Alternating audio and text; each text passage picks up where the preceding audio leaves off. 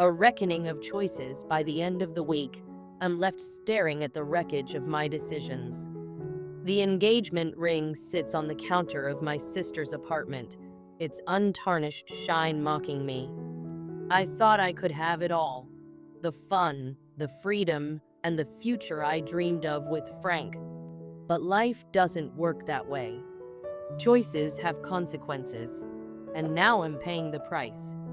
"Hey, this is Frank." Janet's voice echoes through the kitchen, a mixture of excitement and exasperation. She's leaning against the counter, arms crossed, her fingers drumming on her bicep. "It's one weekend, Frank. Miami isn't some forbidden land." I exhale sharply and set my coffee mug down, the ceramic clinking against the table. "It's not Miami, Janet. It's what goes on there. Clubs, bottle service, your single friends acting like they're 21 again. You think I don't know how bachelorette parties end up?" Her eyes narrow and her jaw tightens in defense. "You think I'm going to cheat on you? Is that what this is?" "That's not what I'm saying," I reply, my voice calm but weighted. "I'm saying I know Jessica and her crew. They're not exactly role models for someone who's engaged. They'll push you to do things you wouldn't normally do." Janet scoffs, rolling her eyes. "You've always had a problem with Jessica. She's my friend, Frank. My best friend. This isn't about her or her choices. It's about me wanting one weekend to celebrate with her." I lean back in my chair, crossing my arms as I try to keep my tone steady. "Celebrate what? Bad decisions? You told me yourself how she cheated on her fiancé, and now she's throwing herself a party like she's some saint? You really think I'm going to be okay with you diving headfirst into that mess?" She shifts her weight, frustration bubbling under the surface. "It's harmless. Well, dance, have some drinks, maybe hit the beach. Why does everything have to turn into some worst-case scenario with you?" "Because I've seen this play out before," I snap, the calm slipping from my tone. "Your friends don't respect boundaries. Remember that night out with Sarah and Megan? You told me they'd try to get you to flirt with some guy at the bar for fun. And now you want me to believe this trip is different." "That was a joke," she says, her voice rising, her face flushed with irritation. "You're twisting everything. I didn't even go along with it. But you didn't shut it down either, did you?" I counter, my words sharp. The silence that follows my question is louder than anything she could have said. "Janet, we're supposed to be a team. I'm not trying to control you, but I can't ignore the pattern. Every time you're with them, it's like I don't exist." Janet's frustration flares. "That's not fair. I've never done anything to make you feel like you don't matter. You're the one who's insecure, Frank. You're the one who turns every situation into some kind of betrayal before it even happens." "Insecure?" I laugh bitterly, the word cutting deep. "You think this is about insecurity? It's about respect. I'm tired of feeling like I'm competing with your friends for your loyalty." Her arms fall to her sides, and her voice softens, but the tension doesn't leave her face. "I love you, Frank. But I need to have my own life too. My friends, my choices, they're part of who I am. You knew that when you proposed." "I didn't propose to Jessica and her wild nights in Miami," I reply, my tone colder than I intended. "I proposed to you, Janet. The woman I thought wanted the same future as me. A future where we put each other first." Her lips part as if to say something, but she hesitates. The room feels like a battlefield, strewn with unspoken words and unresolved fears. I wish I could reach across the chasm between us, pull her close, and tell her everything will be okay. But the weight of our differences keeps us apart.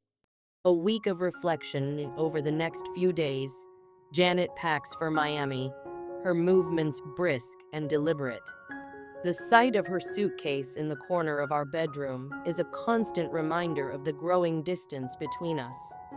Every interaction feels strained, every word a potential spark to reignite the argument.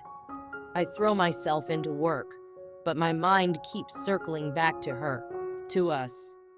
Did I overreact? Was I too harsh? Or was I simply being honest about my fears? I replay our conversations in my head, searching for the moment where everything went wrong. One night, I find myself scrolling through old photos on my phone. There we are, smiling on a hiking trail, our faces glowing with the warmth of shared adventure. Another picture shows us at a family barbecue, her arm draped around my shoulder, her laughter frozen in time. Those moments feel like a distant memory now, overshadowed by the tension that has taken root in our relationship. The trip the morning Janet leaves for Miami, the goodbye is brief and devoid of warmth. She kisses me on the cheek, her lips brushing against my skin like a ghost. "I'll call you when I get there," she says, her voice neutral.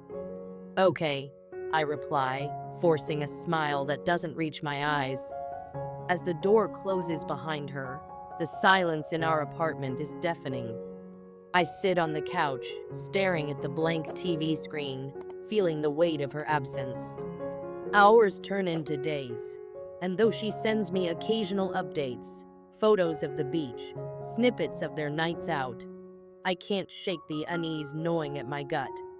I trust Janet, but the stories she's told me about her friends' antics make it hard to relax. On the second night, she calls. Her voice is light, tinged with the buzz of alcohol and excitement. "Hey, babe. We just got back to the hotel. It's been so much fun." "That's good," I say, trying to keep my tone even. "You staying safe?" "Of course," she replies, laughing. "You worry too much." But it's not worry. It's something deeper. A fear that the life we're building together is slipping through my fingers. The fallout when Janet returns, things don't feel the same. She's distant, her gaze often lingering on her phone or drifting off into her own thoughts. I try to bridge the gap, asking about her trip, her friends, but her answers are clipped, devoid of the warmth I'm used to. One night, as we sit across from each other at the dinner table, I can't hold it in any longer. "Janet, is everything okay? You've been different since you got back." She sighs, setting her fork down. "Frank, we need to talk." The words hit me like a punch to the gut. "About what?" "This," she says, gesturing between us. "Us." I've been thinking a lot, and I feel like we're stuck in this cycle of distrust. It's exhausting. "Exhausting?" I echo, my voice tinged with disbelief. "Janet, I've been doing everything I can to make this work. I'm the one who feels like I'm constantly fighting to be a priority in your life." Her eyes fill with tears, but she doesn't look away. "I love you, Frank. I really do. But I don't know if love is enough. We want different things. You want control, and I want freedom. How do we meet in the middle?" The question hangs in the air, heavy and unanswered. The wreckage by the end of the week, I'm left staring at the engagement ring on the counter of my sister's apartment. The untarnished shine mocks me, a cruel reminder of what could have been. I thought I could have it all. The fun, the freedom, and the future I dreamed of with Janet. But life doesn't work that way. Choices have consequences, and now I'm paying the price. As I pick up the ring and slip it back into its velvet box, a part of me wonders if this is the end or just another beginning. All I know is that the row a battle of perspectives. Expanding the rift, her shoulders drop slightly, but the defiance in her gaze remains as she plants her feet firmly on the kitchen floor. Frank, I work all week. I keep our house running, and I hardly ever go out. I deserve this. One weekend. That's all I'm asking. Her voice trembles, not with fear, but with the exhaustion of someone who's been holding their ground for too long. I study her, my jaw tightening despite the ache I feel deep inside. You deserve a lot of things, I say, my tone softening even though the tension between us feels thick enough to slice through. But not at the cost of our relationship. You know how much this bothers me, and yet you're digging your heels in like it doesn't matter. Because it doesn't matter, she exclaims, throwing her hands up in exasperation. Her words hit me like an icy gust of wind, and I can feel the resentment bubbling beneath her surface. You're blowing this out of proportion. I'm not going to do anything stupid. I love you, and am coming home to you. Why can't you trust me? I clench my fists at my sides, willing myself to stay calm. It's not about trust, Janet. It's about respect. For us. For what we're building. I take a deep breath, trying to keep the frustration out of my voice. If the roles were reversed, would you be okay with me flying off to Vegas with a group of guys who live like they're still in college? Her lips press into a thin line, her eyes darting away for a split second. That fleeting moment of hesitation is enough to confirm what she doesn't want to admit. This isn't about you, she says finally, her voice quieter but no less resolute. It's about me needing space to breathe. You're turning it into something it's not, and you're dismissing how I feel entirely. I reply, my voice firmer now. This isn't just about you, Janet. It's about us. A marriage isn't built on one person doing whatever they want and expecting the other to deal with it. Her eyes narrow, and her voice drops low, carrying a cutting edge. I never thought I'd be marrying someone who's so controlling.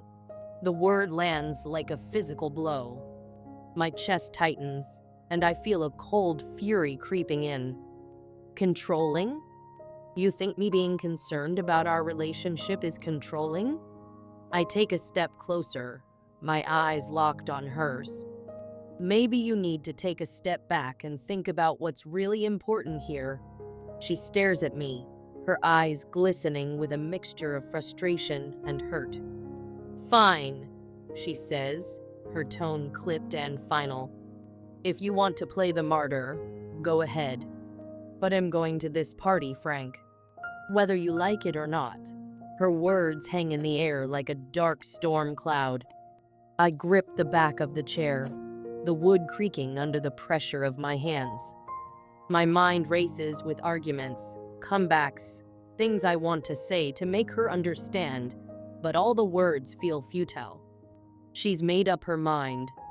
As she storms out of the kitchen, the door to the bedroom slams shut, the sound reverberating through the house and shaking the fragile walls of our marriage. I glance at the clock on the wall, its second hand ticking in maddening rhythm.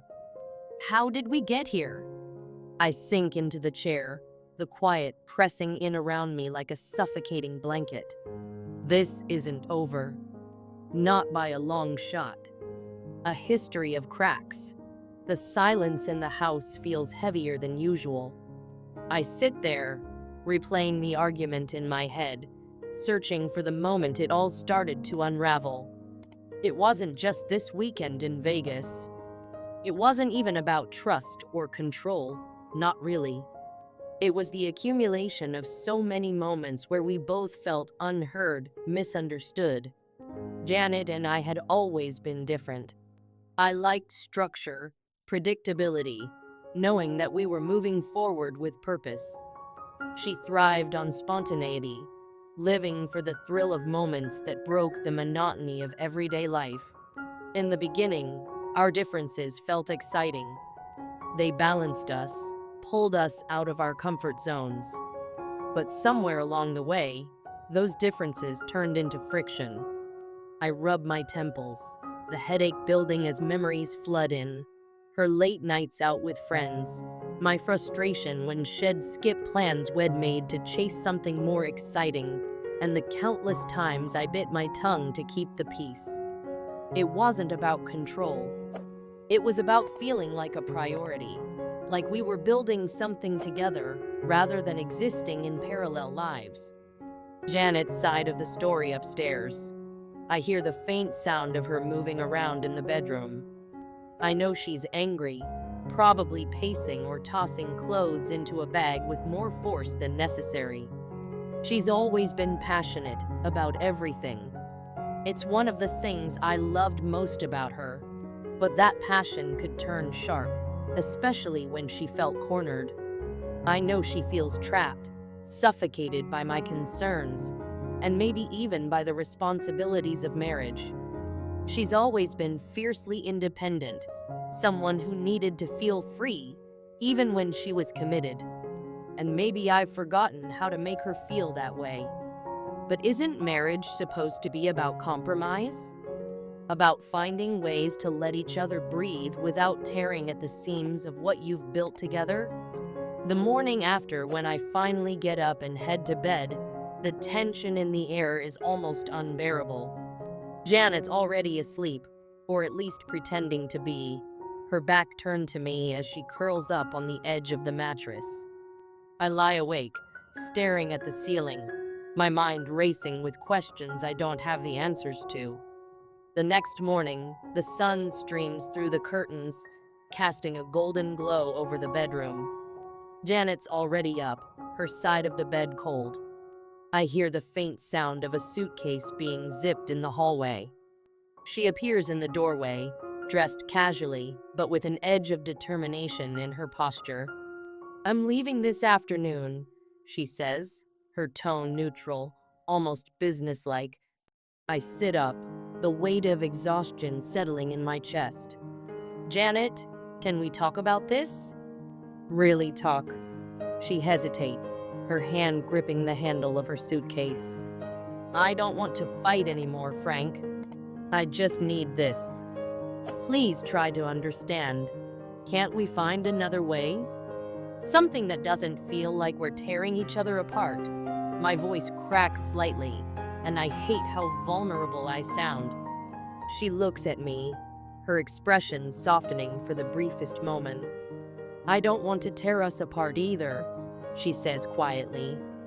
"But sometimes I feel like I'm losing myself in all of this. I just need to remember who I am, and what about us?" I ask, "What happens if you come back and the distance between us feels even bigger?" She doesn't answer, and the silence feels like a verdict. The aftermath as the door closes behind her, the house feels impossibly empty. I sit on the couch, staring at the faint outline of her coffee mug on the table, the lingering scent of her perfume in the air. This fight isn't just about Vegas. It's about every moment we've failed to bridge the gap between us, every time we've chosen stubbornness over understanding. And now, with her gone for the weekend, all I can do is hope that we find a way back to each other before it's too late. Because marriage isn't just about love. It's about fighting for each other, even when it feels like the fight is tearing you apart. That ahead is uncertain, and the person I thought I'd walk it with is no longer by my side.